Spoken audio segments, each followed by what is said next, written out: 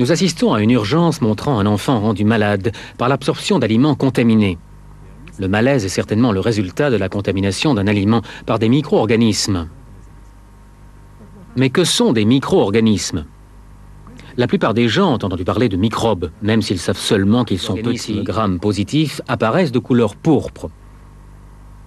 Les organismes grammes négatifs apparaissent en rouge sous le microscope. Mais où vivent les micro-organismes?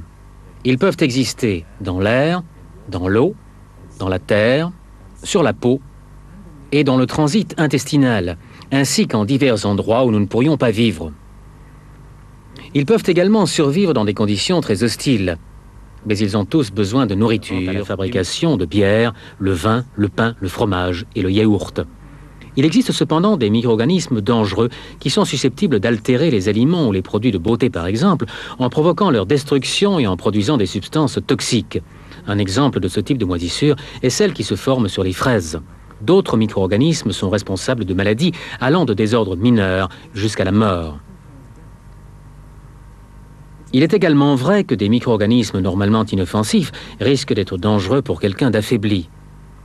Des produits médicaux prévus pour être injectés avec l'activité et diminuent au repos. De cette façon, on peut dire qu'un homme disperse entre 100 000 et 10 millions de particules par minute, ce qui signifie une moyenne d'environ 10 grammes par jour, en gros 3,5 kg par an. Pour des raisons hormonales et physiologiques, la femme est moins contaminante. Ces écailles de peau, ces pellicules, portent des bactéries. Les produits sensibles doivent donc en être protégés. La façon la plus efficace de maîtriser des micro-organismes est de les tuer. Dans certaines conditions, n'encourageront pas la multiplication et la reproduction des micro-organismes. Que signifie propre plutôt que stérile?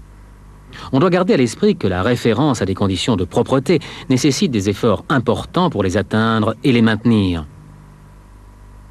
Qu'en est-il? On doit maintenir les conditions de propreté à tous les niveaux au cours de la fabrication de produits pharmaceutiques, de matériel médical, de produits alimentaires et autres éléments similaires. Ceci concerne les plans de travail, les équipements, les matériaux et les contenants. Les procédures opérationnelles fixées et les protocoles de nettoyage doivent être respectés en permanence. Les surfaces doivent être maintenues sèches. Se souvenir que 3 éléments sont indispensables pour la multiplication des micro-organismes: nourriture, humidité, chaleur. Pour maîtriser les micro-organismes, il est essentiel que ces 3 facteurs soient réduits au maximum. Le but des médicaments et des produits médicaux est de guérir les malades.